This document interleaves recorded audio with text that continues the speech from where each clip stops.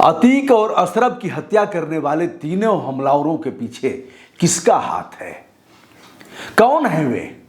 आपने जान भी लिया है, मैं आगे भी बताता हूं।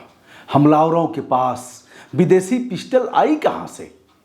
हत्या करने के बाद इतनी आसानी से हमलावर कैसे दबोच लिए गए? कोई खून खराबा नहीं हुआ और पकड़ लिए गए। क्या सच में तीनों इस हत्या के बाद बनना चाहते थे माफिया डॉन? इन तीनों का क्या होगा हश्र? क्या इनकी भी गाड़ियां पलटेगी? या भी मुठभेड़ में मार गिराए जाएंगे? अथवा फिर चलेगा केस और सारा कुछ होगा कोर्ट के हवाले? कोर्ट की कार्यवाही पर सब कुछ निर्भर होगा।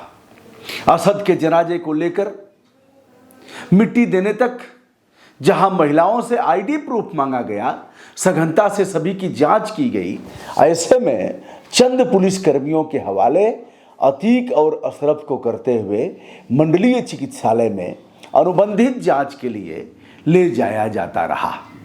यह जांच आवश्यक है। जब कोर्ट कस्टडी में दिया जाता है तो रोज की जांच कराई जाती है।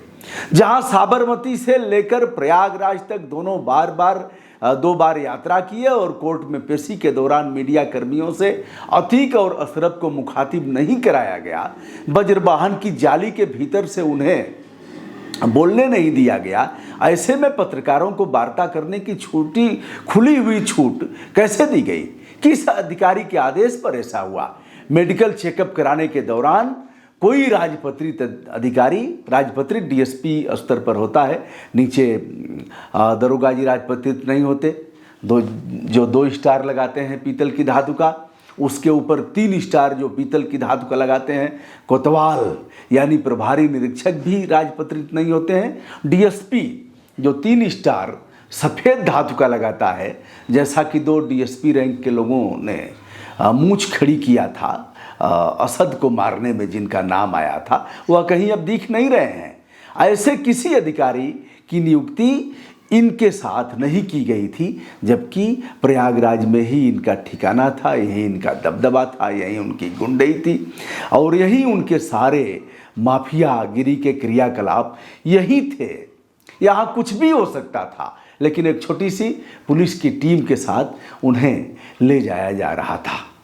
ऐसे अनेक प्रश्न खड़े होते हैं जिसके आधार पर पुलिस प्रशासन आता है संदेह के दायरे में। शनिवार की रात लगभग 10:30 बजे मंडलीय चिकित्सालय में पुलिस अतीक व अशरफ को लेकर मेडिकल चेकअप कराने जाती है। दोनों को बारी बारी पुलिस उतारती है, जैसा कि आपने वीडियो फुटेज में देखा। पहले अशरफ उतरता है। अशरफ चूँकि कम उम्र का है और थोड़ी सी शरीर उसकी उतनी भारी नहीं है, लेकिन अतीक को सहारा देकर पुलिसकर्मी उतारते हैं। कुछ सेकंडों में ही मीडिया कर्मी उन दोनों को घेर लेते हैं और सवाल दागना शुरू होता है। क्या आप लोग कुछ कहेंगे? कुछ कहना चाहेंगे? मीडिया कर्मी के इस सवाल पर अशरफ ने प्रति प्रश्न करते हुए कहा, क्या कहें? किस बारे में क्या कहूं? एक मीडिया कर्मी ने पूछा, आज जनाजे में आप लोग नहीं गए, इस बारे में क्या कहना है? इस सवाल पर अतीक बोले, नहीं गए, नहीं ले गए तो नहीं गए। इसके बाद अशरफ बोला, मेन बात यह है कि गुड्डू मुस्लिम। अशरफ इतना ही बोल पाया था कि आपने देखा एक पिस्टलधारी अपनी पिस्टल अतीक की कनपटी से सटाकर गोली चलाता है। अतीक गिर जाता है और उनके भाई अशरफ को निशाना बनाकर गोलियां दागी जाती हैं। भाई भी वहीं गिरकर ढेर हो जाता है। 100 से अधिक आपराधिक रिकॉर्ड वाले पूर्व सांसद, पूर्व विधायक अतीक अहमद और पूर्व विधायक उसके भाई अशरफ का यही अंत हो जाता है। दोनों के हाथों में हथकड़ी लगी है और दोनों के प्राण पखेरु वहीं उड़ जाते हैं। मुख्य हमलावर नीले जींस का पैंट, सफेद जूते पहना हुआ है और बेखौफ होकर गोलियां दागते हुए उसे देखा जा सकता है। दोस्तों, आप यहां तक अवगत हैं, तीनों सरेंडर कर देते हैं और उन्हें खूब आराम से पुलिस दबोच लेती है। कोई खून खराबा नहीं होता है। कुछ प्रत्यक्षदर्शियों के अनुसार पुलिस की जीप से हमलावरों को उतरते हुए देखा गया और उन्होंने मीडिया कर्मियों के रूप में वहां तक पहुंचने में सफलता प्राप्त की तथा गोलियां बरसाकर दोनों की हत्या कर दिया। स्थानीय स्तर की मीडिया कर्मियों को सभी पुलिसकर्मी भली भांति जानते हैं। जिस जिले के मीडिया कर्मी होंगे 10, 12, 15 यही उनकी संख्या होती है, सब पहचानते और जानते हैं। यह तीनों कभी किसी चैनल से नहीं देखे गए, फिर उन्हें वहां तक पहुंचने कैसे दिया गया, यह भी एक बड़ा सवाल है। पोस्टमार्टम रिपोर्ट में अतीक को कुल 9 गोलियां दागी गई हैं तथा अशरफ को 7 गोलियां मारी गई हैं। कुछ गोलियां आर पार हो गई हैं तो कुछ गोलियां उनके भेजे में ही फंसकर रह गई हैं। तीनों अपराधी हैं कौन और कैसे बिगड़ा इनका चाल चलन, इसके मूल में अगर बात करें तो गोली चलाने वाले मुख्य अभियुक्त बुंदेलखंड के बादा निवासी लवलेश तिवारी का नाम आता है, जिसके पिता यज्ञ कुमार तिवारी की माने तो 4 भाइयों में तीसरे नंबर का लवलेश इंटर पास है, बीए में फेल हो गया। वो लुक्खा और लफंगा आवारा है, घर से उसका कोई लेना देना नहीं है। एक लड़की को भरे चौराहे पर थप्पड़ मार दिया था जिसके लिए वह जेल भी गया।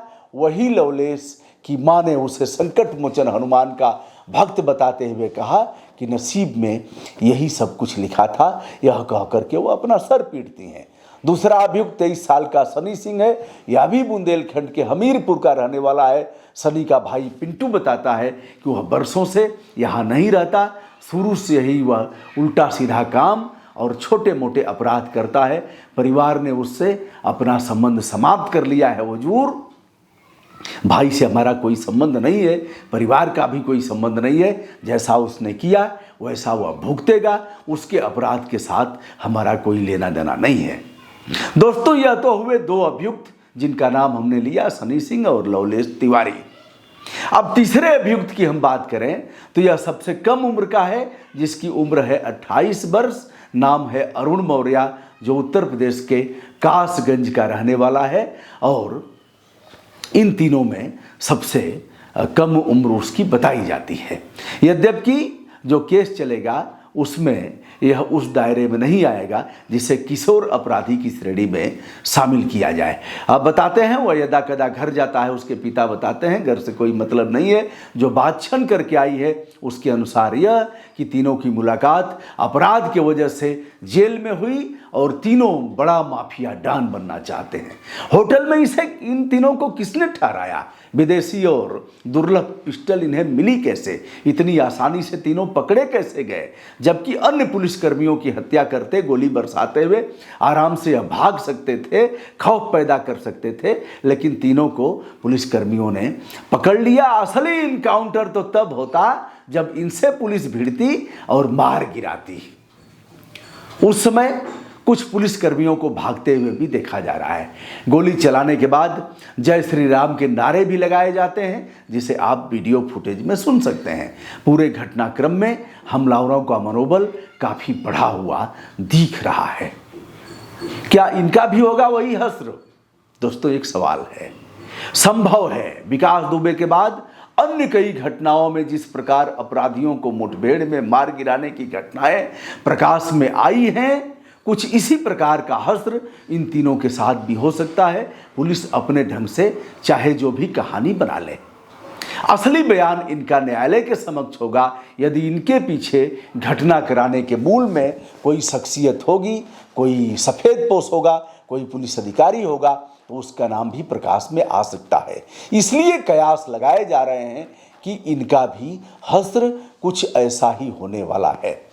किसने देखा रात में लहू बरसा या पानी बरसा? लोग बच्चों की तरह खुश हैं कि बरसात हुई। अतीक और अशरफ के मारे जाने के बाद सोशल मीडिया पर वाद विवाद, पक्ष विपक्ष दोनों काफ़ी सक्रिय हैं। काफ़ी संख्या में लोग इस मत के हैं कि दोनों का रहना समाज के लिए ठीक नहीं था। वहीं दूसरी तरफ इस बात पर भी लोग जोर देकर कह रहे हैं कि लोकतंत्र में कानून की दृष्टि से इन्हें ठिकाने लगाने का यह तरीका कदापि अच्छा नहीं था। 2 गए और 3 पैदा हो गए। पुलिस अभिरक्षा में अतीक और अशरफ की हत्या, दोनों के हाथ में लगी हथकड़ी और पुलिस बनी रही बेबस, लाचार और मूक दर्शक। तमाम प्रश्न पुलिस एवं शासन प्रशासन पर निशान खड़े करने वाले हैं। आगे क्या होगा कहना काफ़ी कठिन है, लेकिन जो कयास लगाए जा रहे हैं उसके अनुसार तीनों का वही हश्र होगा जिसे आप आगे देख सकेंगे। मैं यह दावे के साथ नहीं कह सकता, लेकिन पूर्व की घटनाओं के आधार पर ऐसा, और जो लोगों की बातें छन करके आई है उसके आधार पर यह बात मैं कह सकता हूँ। इस तरह की घटनाओं को समाज में स्वस्थ लोकतंत्र के दायरे में किसी भी तरह सुखद नहीं कहा जा सकता।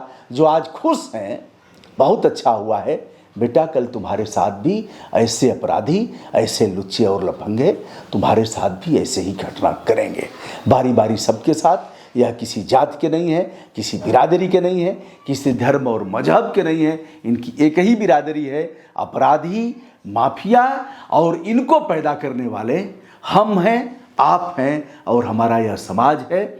आइए तय करते हैं, अपने अपने बच्चों पर नज़र रखेंगे, उन्हें हम अच्छी सीख देंगे, हम उनकी तहकीकात करेंगे कि वह बिगड़ तो नहीं रहे हैं। यदि ऐसा होता है आपके गांव में अगर कोई अपराधी पैदा, मैं तो इसकी जिम्मेदारी लेता हूं भैया कि अगर कोई पैदा होता है हमारे क्षेत्र में तो उसके मूल में हम हैं, हम उसको सुधार नहीं पाए तो हम भी कटघरे में खड़े होते हैं। आइए आप भी अपने आप को इस दायरे में खड़ा करने की हिम्मत करें और समाज में अच्छाई लाने के लिए ऐसे बच्चे गली गली में, गांव-गांव में पैदा हो रहे हैं जो ऐसी ही कहानियाँ पढ़ रहे हैं, ऐसा ही होने का मन बना रहे हैं और उन्हें लगता है कि माफिया होना एक बहुत बड़ी उपलब्धि है और समाज में हम बहुत कुछ हासिल कर सकेंगे। दोस्तों, ब्रजभूषण दुबे का विनम्रता के साथ सादर प्रणाम।